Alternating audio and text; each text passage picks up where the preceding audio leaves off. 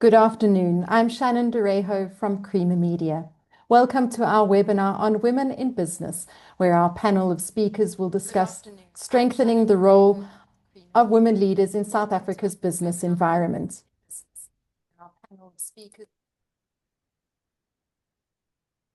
Our webinar today is sponsored by Invincible Valves, Komatsu, Minerals Council South Africa, Pele Green Energy, Richards Bay Industrial Development Zone, Sabinet, and Standard Bank. We thank them for their support in making this event possible. Before we get started, please note that we've activated the Q&A for your questions. Please direct any questions to the Q&A box located at the bottom of your screen.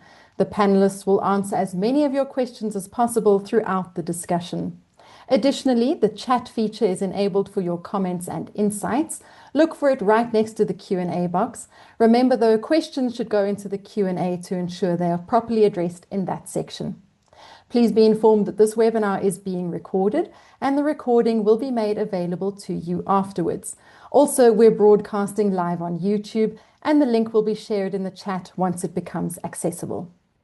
So today's webinar will be facilitated by Marcel Korth, a social impact consultant at Genesis Analytics.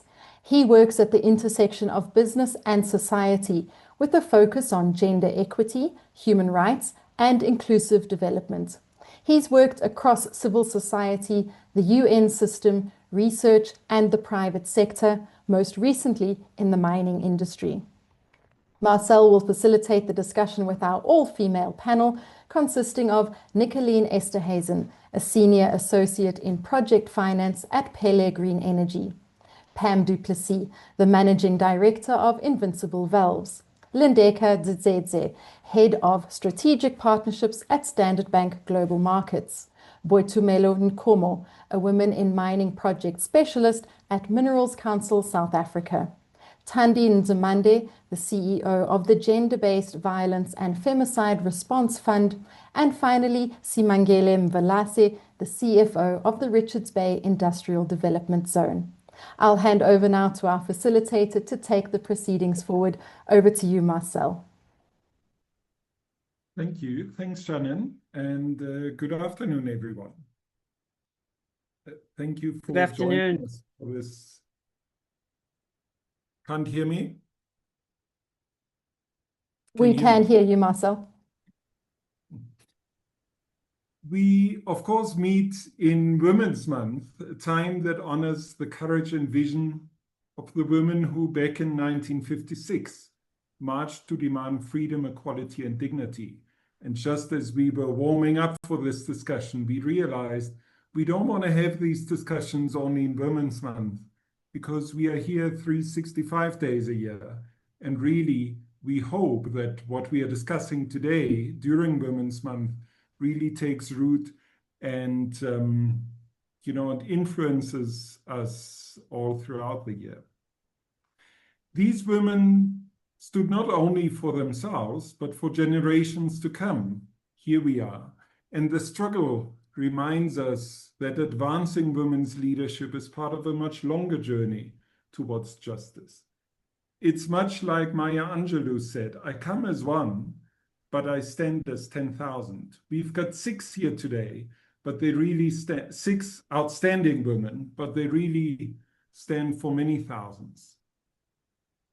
We also meet at quite a pivotal moment in terms of gender equality in South African business, because women's representation on boards has improved, yet executive leadership and operational decision-making still lag behind. Large capital shifts in energy and industry are underway, shifts that can either entrench existing gaps or open new doors for women to lead and shape the future. Our policy frameworks for safe, dignified work are stronger than ever. Companies are expected to show tangible operational progress on preventing harassment and discrimination and to report credibly on the impact. So today's discussion then is grounded in South Africa's realities, our progress, our challenges, and our opportunities. It is about moving from inspiration to implementation and from policy to practice. Our panel brings rich experience from energy, finance, mining, manufacturing, industrial development, and of course, the National Gender-Based Violence and Femicide response. Together, we'll explore what is working, where the gaps remain, and what leaders can do right now to create inclusive, safe, and high-impact workplaces and economies. We'll start with Nicolene from Pele Green Energy, who sees great scope to accelerate women's participation in deal teams, construction management, and asset operations. Please also remember as we start, and Shannon has already mentioned that we've activated the Q&A function, and we'll attempt to get back to as many of the questions as possible. Also, please note that the Q&A function will be monitored, and we'll respond to those questions. We are not monitoring whilst we are discussing now the chat function. So let me find my questions then. Nicolene, what has been your experience leading and structuring large-scale energy projects, and what do you think you have had to do to build credibility in a space traditionally dominated by men that probably male counterparts did not have to do? Good afternoon, everyone. Thanks, Marcel, and good afternoon to my fellow panelists as well as to everyone that's attending today. So just to give a bit of background of my Pele journey. So I started at Pele in 2018 as a graduate straight out of university. Since I've joined, I've been involved in almost 20 transactions that ranges from refinancing transactions, acquisitions, corporate finance transactions, but more predominantly project finance transactions. Being involved in these transactions allowed me to show that I'm dedicated, resilient, but I think most importantly, that I'm not afraid to have a voice. Being one of the youngest women in the boardroom, in the room, sitting around the table with these transactions, it has naturally been a challenge to build the credibility. But as I've mentioned, in my view, having resilience, dedication, and most importantly, not afraid to have a voice, it's allowed me to be in the position that I am today and to play the role that I am playing. Thank you. It stands out to me that I was at the Women in Mining Symposium a short while ago, 1 or 2 weeks ago, and resilience, dedication, determination, were topics that were repeatedly spoken about. And executives in the room were discussing with each other, executive women, I should say, in the room were saying how still, when they walk into meeting rooms, they wonder, should I be the one bringing tea here? Should I be the one taking minutes? And I was saying, some of these questions, no matter how junior they are, men have probably never asked themselves walking into these spaces. So resilience is this ever needed ingredient, and yet it requires so much energy that others who compete for the same spaces probably don't need. I'm curious, Pam, thank you for that, Nicolene. I mean, you've led a valve manufacturing company in a very highly technical and certainly male-dominated sector. And I wonder what your key approaches have been to gaining respect and authority in this space, particularly with customers, but also probably with your own teams and partners across your industry. Thanks, Marcel. Afternoon, everybody. So for me, the journey has been quite a long road. From 2007, in 2013, we bought the business and I took over as the MD. So for me, it was pretty much to have a deep understanding of the business, first of all, and then of the actual product. So getting the technical aspect of it. So I went along and I studied psychology, first of all, so I could deal with people. Second of all, I studied engineering. which gave me the upper hand. My biggest lesson learned was to keep my mouth shut and listen. So that listening is where I got most of my respect and was able to engage later on, because in the beginning, the guys were talking and actually didn't realize that I understood, because I had armed myself prior to getting there with actual intel and that technical ability. So for me, it was very much, I earned a lot of respect through listening and learning from them, because I come from a very, the old boys club. Our industry is very much the old boys club. And it was very difficult to infiltrate it. But at the end of the day, listening got me there. Thanks. Thank you, Pam. And where do you see that now? Do you feel, would you say you've arrived at where you wanted to be in terms of positioning yourself in that space? Or do you have a way to go still? No, I've arrived. I've officially arrived. I can, it's the exact same concept of you said when you walk into a room, into a meeting and wonder. I no longer wonder why I'm there. I know why I'm there. Awesome. I want to come back to that in a moment. Sure. But also Simangele, who is from the Richards Bay Industrial Development Zone. I wondered, in your role at the RBIDZ, if that's how you say it fast, how are you seeing women shape and influence industrial development in South Africa, particularly again in what is quite a male-dominated sector? Thank you so much, Marcel. Good afternoon to you. Good afternoon to all the panelists and all the lovely ladies that have joined this platform this afternoon. Let me start by saying Happy Women's Month to all the roses in this platform. You are always beautiful. And please remember to ensure that what you are projecting outside, you definitely inside. You are as beautiful as you are outside. So to respond to the question, Marcel, so this is how I see it, that women present a significant role of our population in South Africa, as well as in the workplace. And yet, unfortunately, they still remain very much so unrepresented in leadership and in wealth generation, as well as in ownership in the different businesses.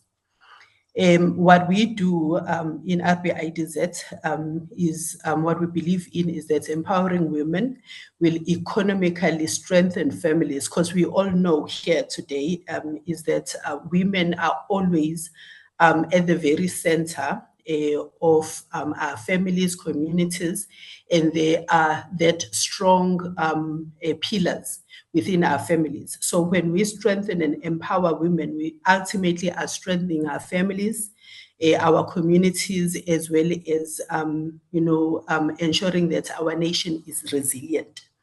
It also creates a balance in terms of participation and inclusivity.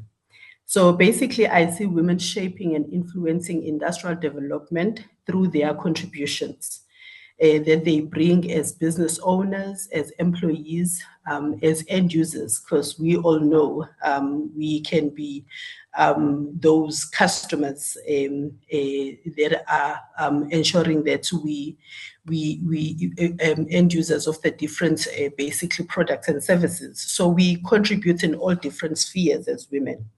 So how do we women achieve this in male-dominated sectors? We do so by being in the forefront of innovation, bringing diverse perspective, as well as breaking down those gender stereotypes, because they are still definitely out there. So in RBIDZ, we try to champion inclusive growth by integrating women into different strategic sectors. That would be in the manufacturing space, in beneficiation of minerals as well as natural resources, in logistics, construction, as well as agro-processing, just to mention a few, as well as we do have other supplier development programs where we ensure that women are well integrated in those different spaces. Thanks, Marcel. Thank you, Simangele. Not quite riding on the point that you made around stereotypes, but still picking up on that. Lindeka, I wondered, given your experience in mobilizing capital for impactful transactions on the continent, what unique value do you think women leaders bring to negotiating complex investment partnerships? Thank you, Marcel. You said my name so beautifully, like my dad used to say it. And happy Women's Month, everyone, and all those that are listening. Thank you. I've been smiling and nodding as everyone else has been talking, because it doesn't change. And when Nicolette spoke and she told us fresh out of university in 2018, I realized that I'm in the wrong WhatsApp group because I still reference the standard 6. This is great. So, but I've also enjoyed, Pam, the point you made, you've arrived. Because I think a lot of the work that we do sits with us. It's not easy. And I know with time though, this is when you have to come and back yourself. But in terms of the uniqueness, I'm in the banking space, and it's funny, I'm in a bit of an undefined space at the moment where I work across countries and I work across the division, and trying to navigate solutions that we have not, or challenging ourselves that we have not done before. And one such transaction was done in Kenya, and one was announced last year by the US government in Nigeria. They announced, but we tend to want to do things until all the CPs have been done. We're almost closing that now. What was of interest was that the client was aware of this DFI that we talking to, and they've been talking. They couldn't come to any. They didn't have the structure. And one of the things that I was looking at was what was required for us to actually move forward. And it was not, for me, when I saw partners that we're currently working with from the US who had done something similar in terms of a structure that we had not done, that's the partnership that I actually brought to the bank. Not necessarily easy, but to actually say there's stuff that we know, but also let's actually leave room that there may be things we don't know. That's at a transaction basis. But for me, it also speaks to what we do within our communities. We just partnered with the Department of Women, Youth, and Persons with Disabilities to usher in Women's Month in South Africa. That was on the 1st of August. All of us, I mobilized, brought my colleagues at ABSA, I brought my colleagues at Standard Bank, brought our clients, SPAR, DHL, Edge Growth. The funny thing for us was when they were talking to us, they were like, they want to do something like this in a month. We're like, it's not feasible. We need, as bankers, we want to have so much lead times. But what was interesting to me, they said, no, we need to do it. And I love it because I'm the kind of person that often builds planes when they're building them. We partnered with the department, all of us, and we actually mobilized, and we had that happening. And we had to bring our institutions. That's not stuff that we do, but of interest. My CEO called me and he says, and when he asked me, and I shared the story that, and I just want to put live examples into this work. The minister was talking and he shared that one of the ladies, she spent the whole day with us, said to her, on a normal day, she sells goods worth about $500. On a good day, 1,500. That day, she made 20,000. But what is the partnership that I'm talking about? It's the intentional partnership with government. But more than that, us as collaborators in the private sector, we all agreed that it shouldn't be once off. So now we've agreed that this is something we want to do yearly. That's also partnerships. That's bringing the ecosystem together. So that's the value that us women, because we're always very good in collaborating and bringing others along. And for me, it was a win-win for us and the government and the participants. That's also partnership. That's the value of bringing in what's required and mobilizing to actually get stuff done. Thank you, Marcel, back to you. Thank you, Lindeka. I want to come back to the perspectives outside of South Africa in just a minute, because you've worked across the continent, and I wonder, to what extent your experiences are different, maybe in different countries. But let me pick up on that in a second.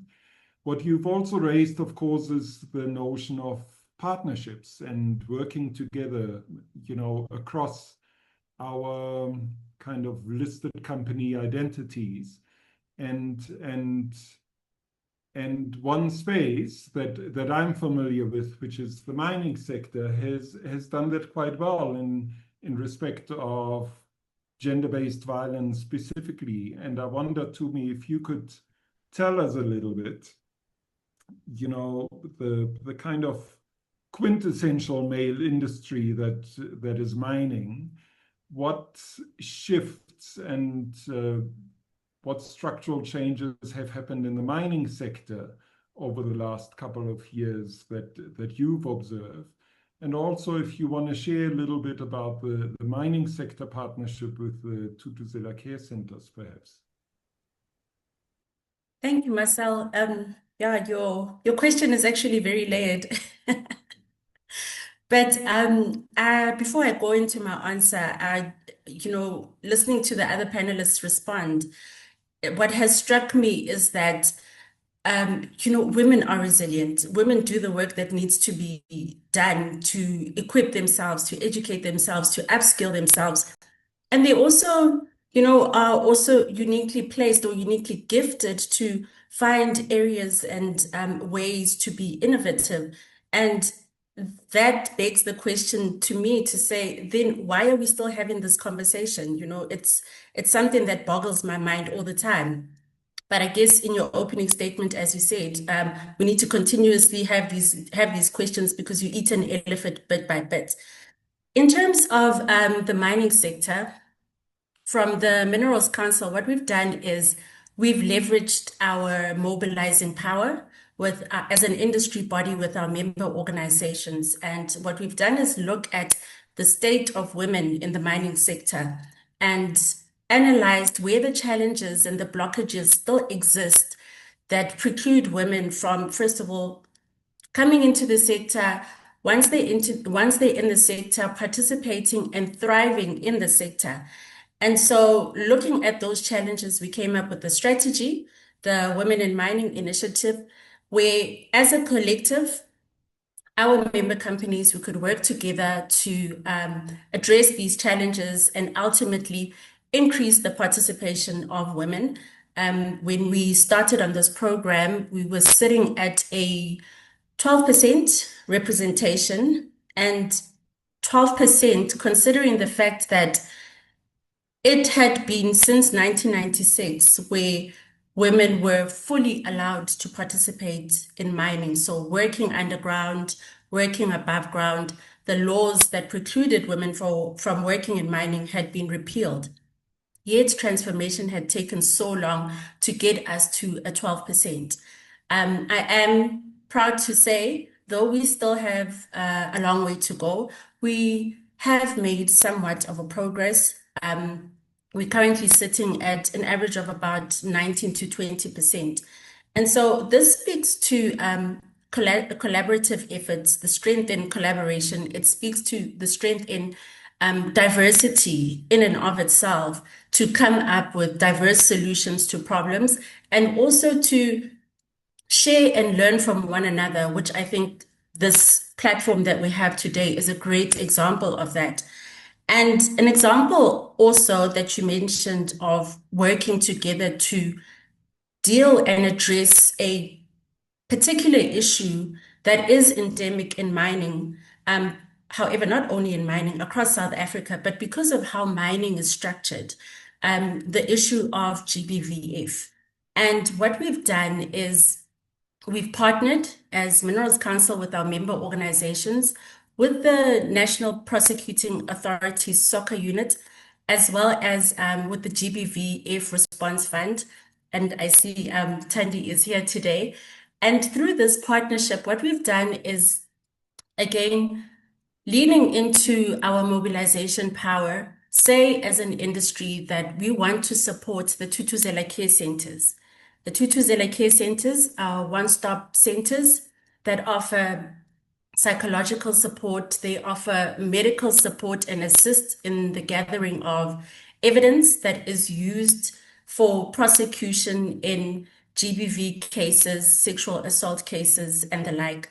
And these Thuthuzela care centers are stationed across South Africa.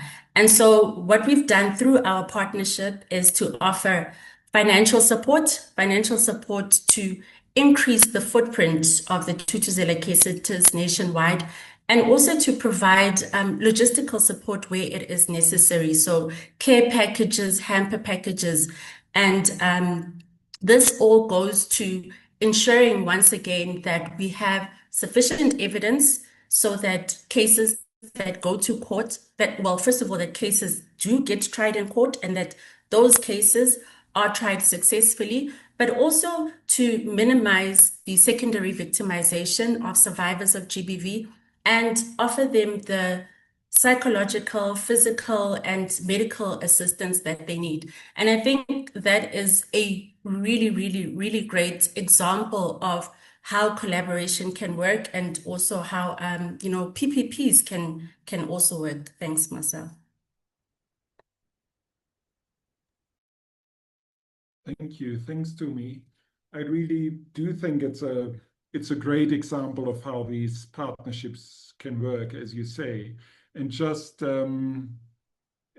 side facts, why these centers are also important and why they actually sit in the NPA. Really, the conviction rate of perpetrators increases almost tenfold in cases that were dealt with through the Thuthuzela care centers versus cases that are dealt outside of the Thuthuzela care center system just through the justice sector. So there is a real need for adequate skills and expertise. And clearly this partnership with the private sector contributes to ultimately an increased conviction rate. As we speaking around gender-based harm and discrimination and violence, Tandi, let me turn to you, and I wondered if you wanted to share with us a little bit from the perspective of the GBVF Fund, what some of the biggest gaps in South Africa's current response to gender-based violence and femicide are, and what you see, of course, the role of the private sector to be in response to those. No, thank you, Marcel, and good afternoon, everybody. I'm so grateful to be a part of a conversation such as this. We need conversations that address the pressing issues that we face as women in the workplace and in our homes, and indeed in community. Turning to the question that you're asking, Marcel, the biggest gaps in our response is really driven by the fact that we've got really poor implementation and accountability. We've got very well developed legislation. We've got the National Strategic Plan, which really is a fantastic document to inform the efforts around GBV and harassment in the workplace. However, we haven't put sufficient resources towards protection and prevention. Many victims cannot access justice or support, or even just support due to slow and ineffective action from law enforcement courts. I mean, we've got cases that take for so long to come through, and perpetrators end up not being held accountable, which then creates a culture of impunity because there's no accountability. So accountability is a strong, strong part of what we really need to be pushing through as well. Within the sort of private sector, we need to be more coordinated in how we respond to gender-based violence and harassment incidents, which involve our employees, whether at work or in the home environment. We need to be addressing the societal and cultural norms that tend to exacerbate a lot of the problems that we have. We need to be moving from norms that promote toxicity to norms that, for instance, promote positive masculinity. We need to be able to have very supportive environments provided by employers when women are able, where women have adequate access to reporting mechanisms and support thereafter. So it's one of the things we find is that having reported, women are not then supported and sometimes are actually stigmatized, which then creates an environment which women are reluctant to come and report.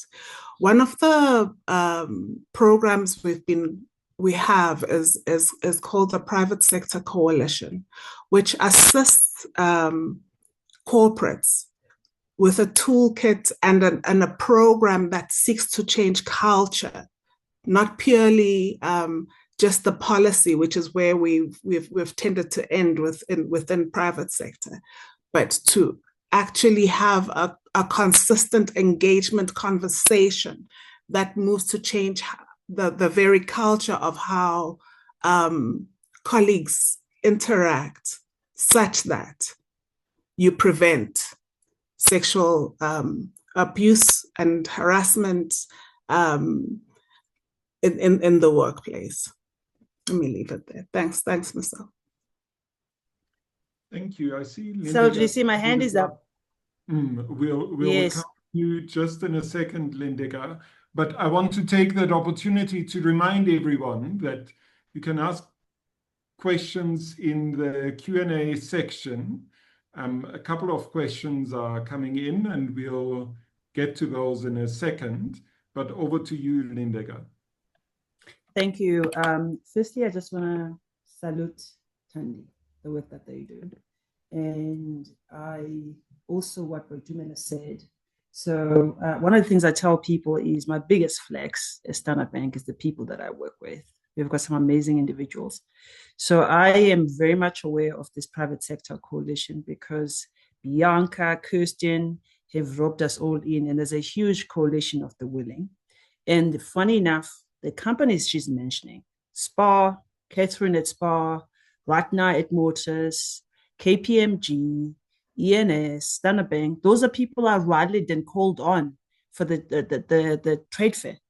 They were there in a heartbeat, and they were on all the calls. And for me, that's crucial.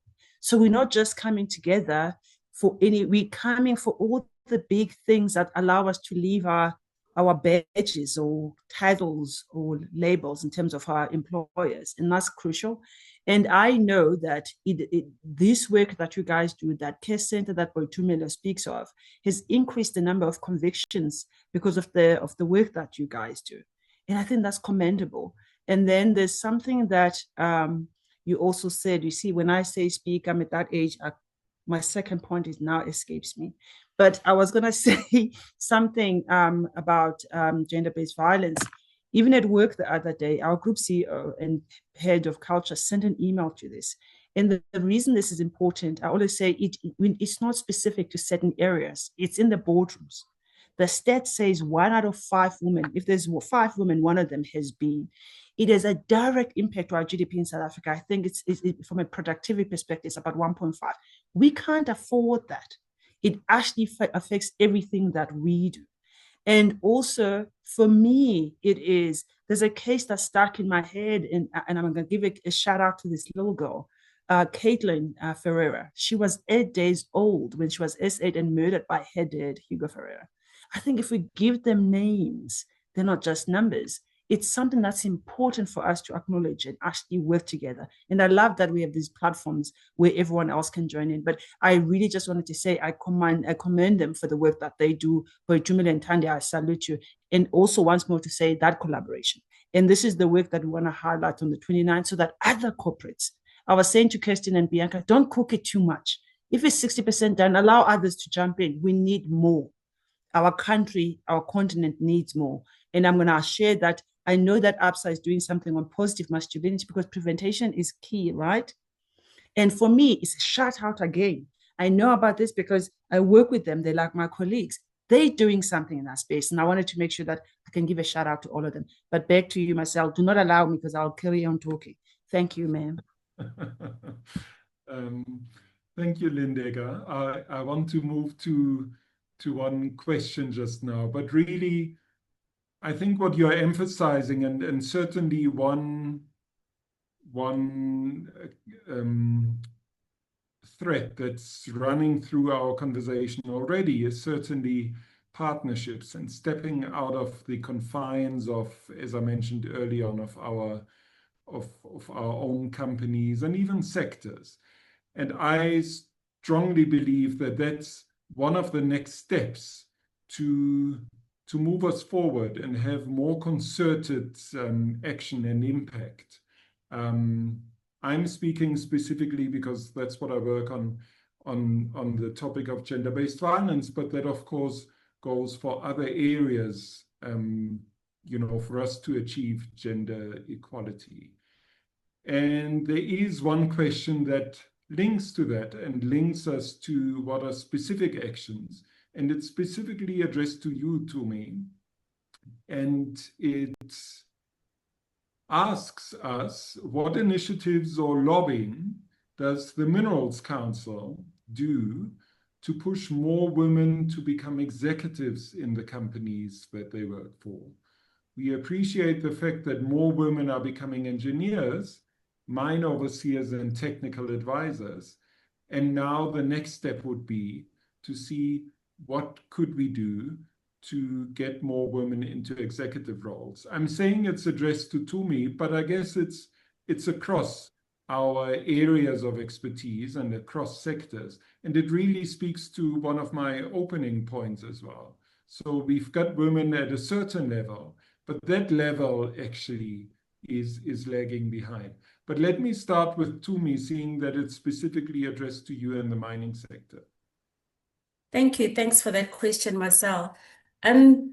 Yes, and I love that you referred to advocacy and lobbying because that is exactly the core of what Minerals Council does with its member organizations. We have progressed somewhat, but there is a level in terms of representation on occupational levels where we seem to be struggling a little bit. And that is what you've mentioned, executive level, top management, senior management level. Excuse me. And, transformation and change does not happen organically. Transformation and change happens as a result of deliberate attempts, as a result of planning, as a result of being intentional and also being leader-led. And we have recognized this as Minerals Council and its member organizations that we need to be intentional about the work that we do, about seeing women progress from lower levels, progress from middle management, and then progress into your senior level, your top management, as well as ultimately your board level. And so what we are doing now, we've recently revised our Women in Mining strategy, and we have articulated pillars that, amongst other challenges that we are addressing, also speaks to the progression of women. And in the pillars that we have articulated, we talk to diverse talent development, career advancement, and then we also specifically speak to inclusive leadership. So that talks to leaders coming behind our objectives and intentions of advancing women in the workplace. And the conversations that we are having and the type of action and change that we are advocating for amongst our members include integrating diversity and inclusion into companies' core business strategies as well as their values. And this also talks to elevating transformation into the company business strategy, such as having equity committees that are established at the highest level of the organization or the organizational structure, which would then look at policies that are in place, would also facilitate audits to ensure that milestones that are agreed upon in terms of representation across the different occupational levels are achieved. And if they are not achieved, what are the remedial actions, as well as having sponsors at very senior levels to ensure that we do accelerate change, particularly in those levels that we have identified that we are struggling a little bit. This also includes incorporating diversity and equity targets that are tied to KPIs and incentives at an executive level. So in performance conversations, not just at an executive level, but also filtered down across the different areas where you have managers that are responsible for talent hires as well as talent management. Something that is also very key and critical is conducting skills assessment gaps and proactively developing candidates based on organizational diversity plans at all levels. And this would also then be linked to the Department of Labor's employment equity targets.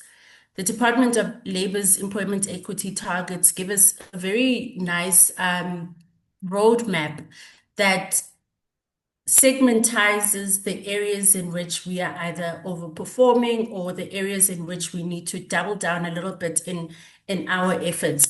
So these are the strategies that we are looking at together as an industry, and we are also advocating for and lobbying for with our industry partners to ensure that we close the gap.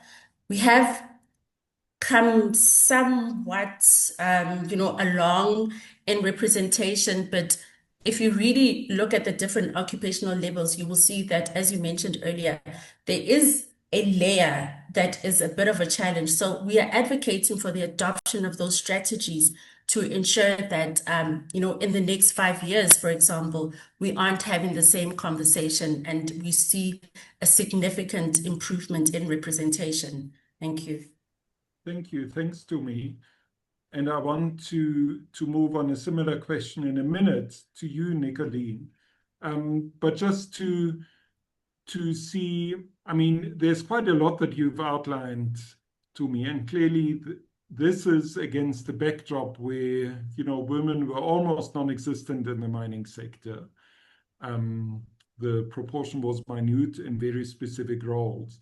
So clearly that journey is ongoing. What stands out to me is, and that's again to a couple of areas, and it also speaks to one of the questions we're about to get to, is you got to create the environment for women to, first of all, join and come, but then to also be welcome and to create the environments physically, but also otherwise, for women to perform in their roles with the respect they deserve, and be safe.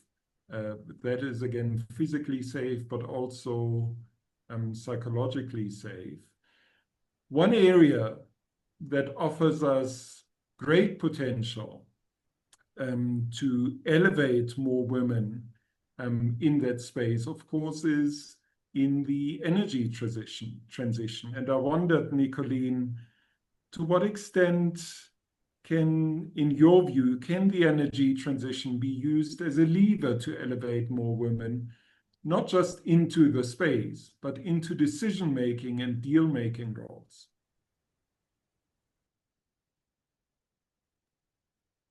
Thanks, Marcel. And that's a great question. And I think that's also why we are here today, is to answer the question of what can we each do in individual professions to ensure that we empower more women leaders, whether it's in decision-making roles or whether it's in deal-making roles. And for me to answer this question, I want to do a two-part answer. So I want us to focus on the governmental perspective, but also on the private sector perspective. So from the governmental perspective, I am glad to say, specifically in the energy structure, and if we look at the governmental procurement rounds, there is an economic development criteria or evaluation criteria.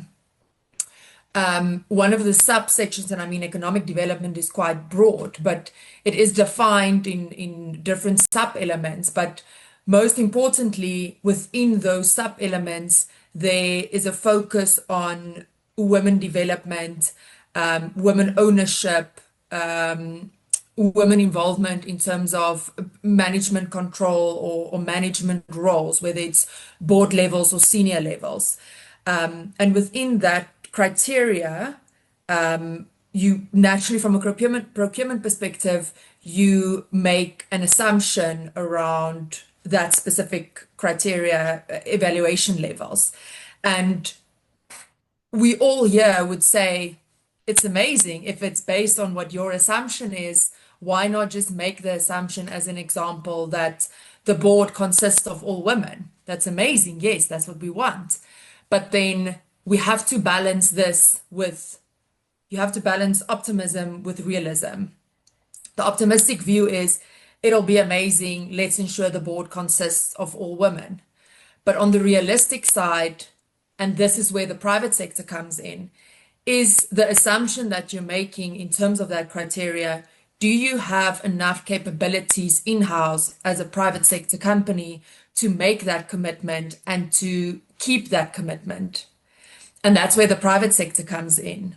So from a private sector perspective, it is important to look at, specifically in this example, do we pay enough attention, or do we invest sufficiently in internal leadership development? And do we invest sufficiently in ensuring that we deliver enough resources and capabilities to fulfill the assumption that we can make? And if the answer is no, then what are you doing to correct that?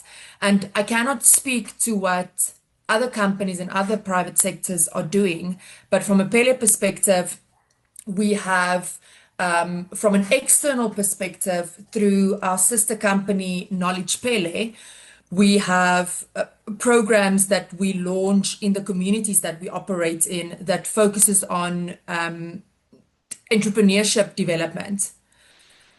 In addition to that, from an internal perspective, we focus on leadership pipeline development. So what are you doing to ensure that the people that you have within your company can play the certain roles that you make a commitment to when you look at the procurement round?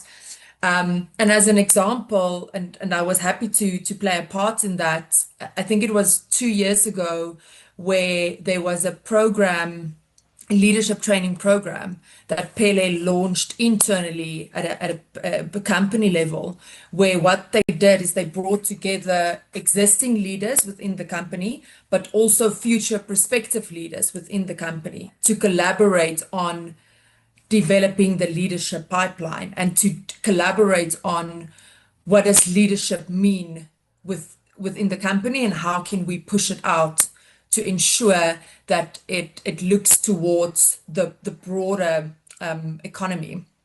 And to close off the point, and a lot of the panelists spoke to that, it comes down to partnerships. So there has to be purposeful and impactful partnerships between the governmental sector, but also the private sector. And once you've deliberately built that partnership and I've identified what's needed to ensure that that partnership can excel, then transformation and transition will naturally follow. Thank you. So quite a lot there in terms of the systems that are being put in place. Of course, with the energy transition, it was a fantastic opportunity to do these things, almost from scratch in many ways.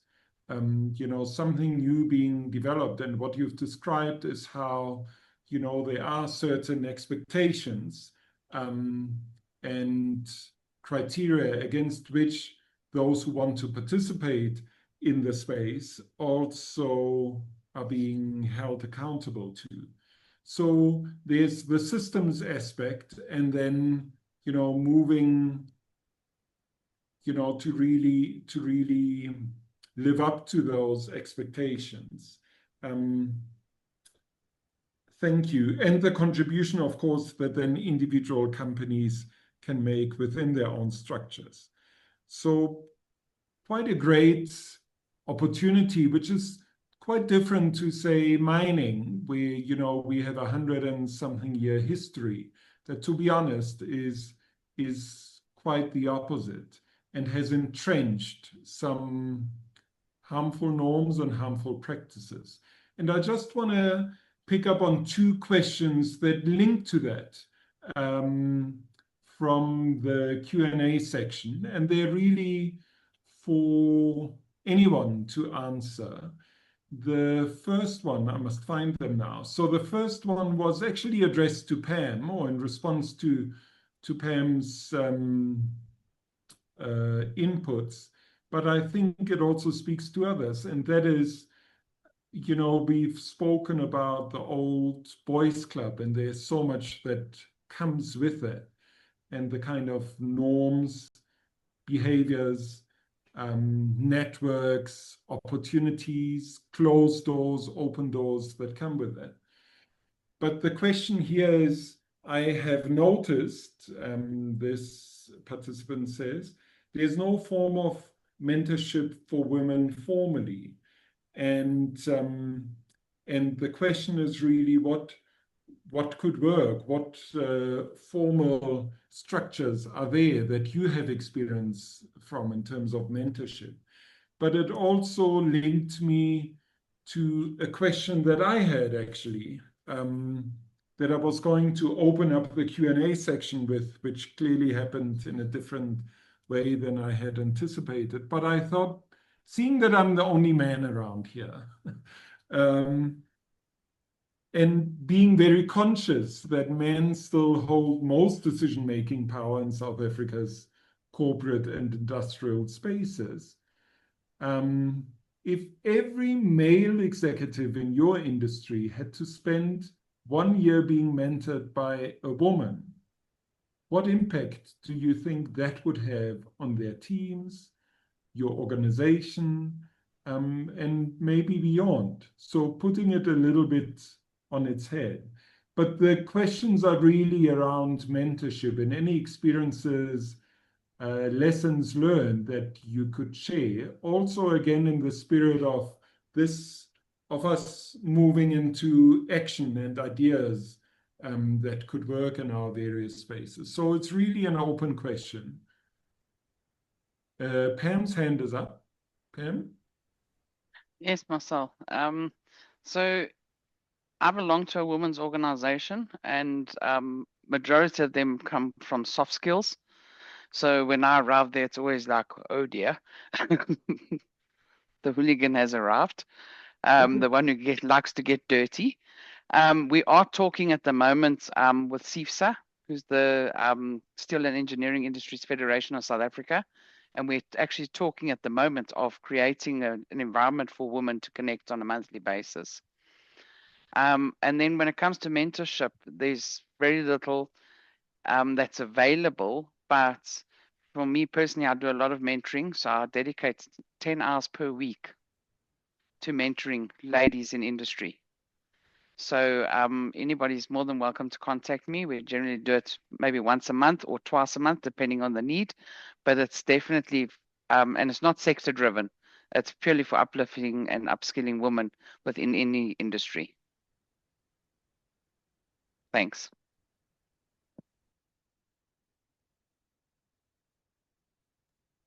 Lindeka.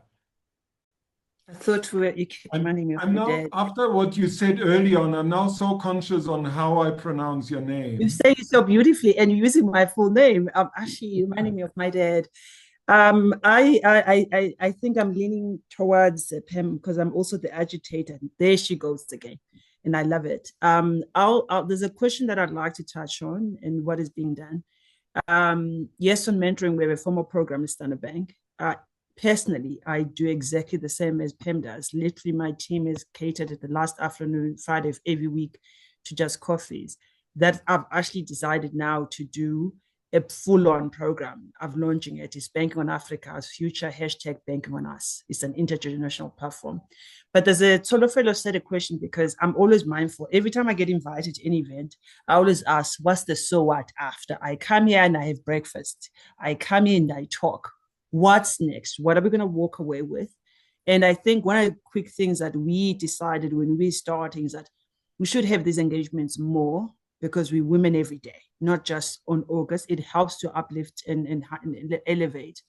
But she was talking about, we have all these conversations all the time. We overstimulated with discussions.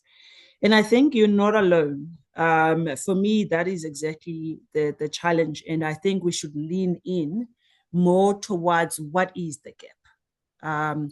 Yes, we're doing things, but there's clearly a gap.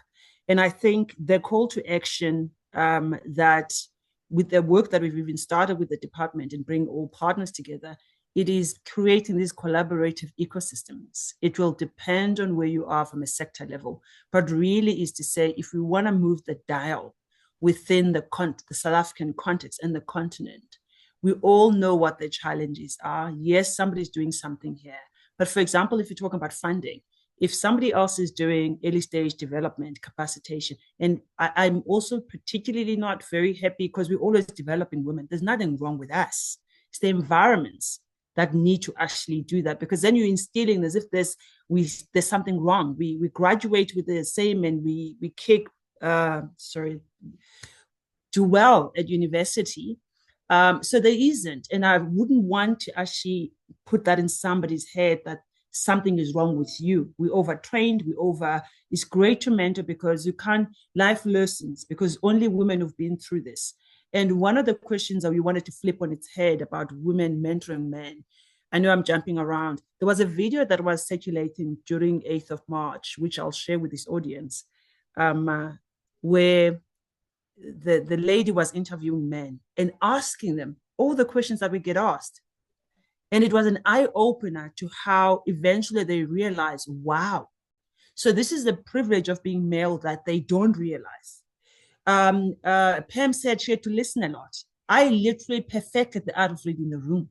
It's worked in my favor because I can see who the decision maker is, who has the power, who's shifting the power, because we've had to learn those skills.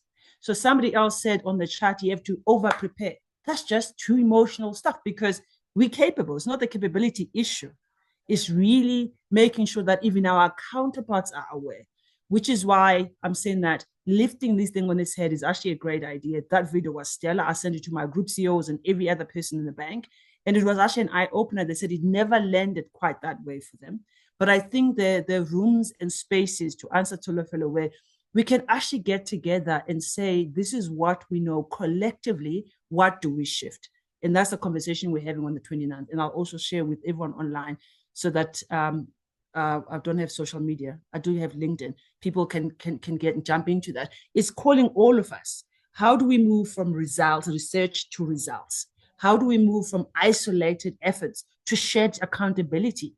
Leave our competitors, our competition. There's a lot more we can do in these matters to actually collaborating. That's the action. And also making sure that men as essential stakeholders in terms of shifting institutional power are in the room. We're not kicking them out. It's actually bringing everyone in the circle. I think for me is really the kind of shift that I'm saying I'm feeling in the air, that there is that appetite, and everyone we've called on is very happy to actually participate. I'm hoping Tolofela touched on your question and also some of what you wanted to say, Marcel. Thank you. Thank you. I'll move on to the hands in a second, seeing that there's quite a few and in the interest of time. But just to say my somewhat provocative question earlier on was also informed by the very fact that, here in these spaces, and as I mentioned, I've just come from the Women in Mining Symposium not so long ago, we speak to each other. I'm including myself now. But those who need shifting are often not in the room, and we, I think, need to find ways to reach them better. And the anti-racism movement, has done fantastic work, realizing that it's people looking like me who need to do the work. And there's a lot that we can learn also in terms of gender equity. I'm just going to move through the hands because they are up to me. Thank you very much, Marcel. I also just wanted to add my 2 cents with regards to the mentorship question. I think, so for starters, from the mining sector, there's an incredible organization. If you are in the mining sector and you do feel that you need to network and also connect with potential mentors, there's an incredible organization called WIMSA. It's a voluntary organization whose primary focus is on mentorship, and they have periodic sessions where they have discussions such as these and other extended discussions that are important to especially early entrants into the mining sector, and also where people share their experiences and how they overcame some of the challenges that they may have faced within the mining sector. So get a hold of WIMSA if you're in mining. Incredible organization to be a part of and to engage with. I think secondly, what I wanted to just touch on is that you might also find that in organizations there are a lot of mentorship opportunities. Perhaps you are not aware of them. I've come across many organizations that speak to having even if it's an informal mentorship program in place. Just look around and see if such opportunities are available. But it doesn't also have to be formal mentorship. Reach out to somebody that you see who could have an impact on your work-life experience, or reach out to somebody who could potentially be a sponsor or a guide in your professional experience, and just have a coffee conversation, organize a coffee conversation and see if, you can take that sort of engagement forward. So don't necessarily wait for a formal mentorship opportunity, but we are women, we are innovative. Create an opportunity. People in senior positions, they love hearing how amazing they are. They love hearing somebody who is younger come up to them and say, listen, I've seen you, I've seen the work that you do. Let's have a chat. Please give me some pointers. Then back to, because I am an advocate for women in the mining sector, back to the Minerals Council. One of the key points in our revised strategy also speaks to elevating mentorship and sponsoring programs, advocating for organizations to also invest in these programs. So don't just invest in time speaking about them, but really put your money behind hosting and facilitating such programs, because when we look at the mining sector, a lot of the challenges that we face is the psychological battle that exists as well. When you come into mining, because mining was structured and designed around males and around masculinity, there is a bias that already exists for women coming in, especially in core mining functions. There's stereotypes. You hear things such as women don't belong in mining, and a whole host of things that are absolutely not true. So this does have an impact on a person, women, psychologically, and adds to the challenges that we also need to overcome. So I think it's not just there's a systemic change that needs to happen, a mindset change that needs to happen, that also keeps in mind the psychological battles that women face that preclude them from taking up opportunities, from putting their hands up, from stepping forward. And you might find that they actually don't even need mentorship. Like Lindeka said, why do we always feel like we need to empower women? You need to train them extra. You need to do this and you need to do that. So I think, as Lindeka said, it is a whole systemic process that needs to be changed and needs to be overhauled. Thanks, Marcel. Thanks to me. We're slowly moving towards the end of this discussion, but Simangele and Tandi have their hands up. Simangele? Thanks, Marcel. Okay, in the interest of time, I'll just respond or add to the question that you asked. I like the one where you wanting to know what would happen or what sort of impact women would bring if they would be mentoring our executives, specifically in my company, in the space that I'm on. So I believe as women, we are creators. We also are cultivators. So we bring that to the table. So it would bring a whole host of advantages if that would happen and if they would allow that to happen. Because we bring the softer side into hardship. So we take things that are meaningless into them being meaningful. That's the gift of us women. So it would be a brighter and a more productive place if we had such mentorships. I believe women are go-getters, hard workers. So even the men that are successful today had mothers that raised them up to be these strong men that they are, and taking up those positions in the different companies and businesses. So it would definitely be very advantageous if that would be done, and I would definitely support that. In terms of the different structures, maybe if the time allows, I will share that, what we have in our company as RBIDZ, the different programs that we have that are definitely supporting women. We are very specific in terms of ensuring that we support our women in business in the different programs, but I hope I will get a chance to share more around that. Thanks, Marcel. Thanks, Mangele. So I'm glad to hear there are initiatives in various spaces. I mean, we've heard from Pam initially. We've obviously heard from the mining sector. There's also some, these are not comments that everybody can see, but there's really a lot of support that people are also raising with regard to women in mining. And Simangele, as you're also outlining in your spaces. Tandi's hand. So thank you, Marcel. Just a short contribution really on the question of mentorship and general support in the professional space. And I will use the developmental space as a source for the comment I'm going to make. There is something called asset-based community development, which is a concept that says you always have something in your hand that you too can use.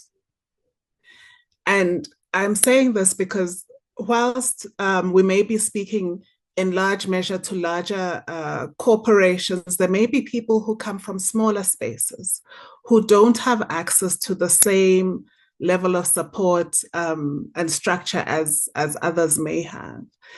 And it's to say, if I need membership, who can I mentor? How do I start that network myself? What can I do where I am? And Boitumelo made the point that the leaders are actually very open and accessible if you ask them. Taking that very small step of just being proactive and approaching a few people. If somebody says no, you know worse off than you were before.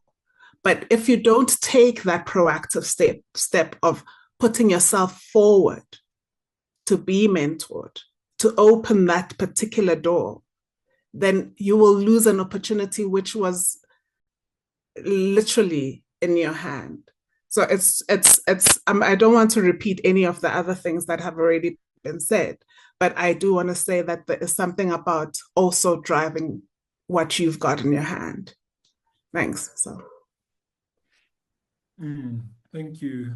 Thanks, Tandi. I think that's always a very powerful way of looking at it. There were quite a few comments that said, how do we move beyond the panel discussions to action and sustainable action? And I think starting where we are is one point. But also, before I hand back over to Shannon, starting where we are, starting to have the conversations, with the right people, and sometimes that will include men because they hold the power in the spaces. But also, I think something that's come through very strongly today is also building those partnerships. And building partnerships is actually quite hard. And so I come from a gender-based violence background, and that's my work. But for most people listening today, and I assume for most on this panel, that's not our everyday bread and butter. You are finance people, engineers. Pam said, I work with stuff. I get my hands dirty. So building those partnerships, it's actually harder sometimes than just pulling out what I think will work for today. There's 16 days. We'll put together a 16 days campaign. We'll put up posters, put something, on our lunch room tables. But to move beyond that, and, just reminded me, I mean, it's been used 1,000 times, but there is the proverb that says, if you want to go fast, go alone. If you want to go far, go together. And I think we are at a point where we realize going fast doesn't work when we speak about gender equality, violence, discrimination in the workplace or outside. But what we really want is to go far. We do want to shift the needle. And we do, I think, all of us here realize that we all have a role to play, even if that's not our everyday bread and butter, and even if Standard Bank or Pele Green Energy, that is not the core of our business. But actually, we do have, a role to play. And there are people who facilitate these partnerships. I mean, Tia, nice to see you again. You've also said, is this not an opportunity for parties to partner and provide training and capacity building? What some discussions I'm having at the moment with a couple of partners is, how do we get senior executives, CEOs, to just deepen their understanding a little bit further so that they ask the right questions of their teams and they request the right information, and they are not happy with posters going up on the 25th of November, but they also know that we want to do more and achieve more. And for that, it does need a bit of training and capacity building, even at that level. So thank you, everyone. I think I've run out of time. Nobody has interrupted me, but I think Shannon is sitting somewhere in the background and hoping to wrap us up. Thank you so much for the time. I think we've all agreed that next time we meet, it shouldn't be to have this kind of a discussion, but maybe we all meet to report on what we've since done in our own little spaces. Or at a grander level, and hopefully build partnerships. Lindeka, we never got to the question that I was curious about. What are your experiences elsewhere on the continent? But maybe that's for next time. Thank you so much. And back to Shannon. Thanks, Marcel. And as you said, it does bring us to the end of our webinar. I'd like to take this opportunity to say thank you, Marcel, for facilitating such an enabling and engaging discussion. And thank you very much to our panelists, Nicolene Esterhuizen from Pele Green Energy, Pam du Plessis from Invincible Valves, Lindeka Dzedze from Standard Bank Global Markets, Boitumelo Nkomo from Minerals Council South Africa, Tandi Nzimande from the Gender-Based Violence and Femicide Response Fund, and Simangele Mvelase from Richards Bay Industrial Development Zone. Thank you so much to our sponsors, Invincible Valves, Komatsu, Minerals Council South Africa, Pele Green Energy, Richards Bay Industrial Development Zone, Sabinet, and Standard Bank for their support in making this webinar possible. And finally, thank you to the attendees for taking the time to join us for this discussion on the role of women leaders in South Africa's business environment. We really appreciate your participation. Our next webinar takes place on the 27th of August at 2 p.m. and will focus on the technologies that allow mines to improve their productivity and efficiency levels. The link to register for that event was shared in the chat. The recording of today's webinar will be sent to you in due course. And if you have any additional questions, please be in touch. You can reach us at shannon@creamermedia.co.za. Thank you so much for your time. Goodbye.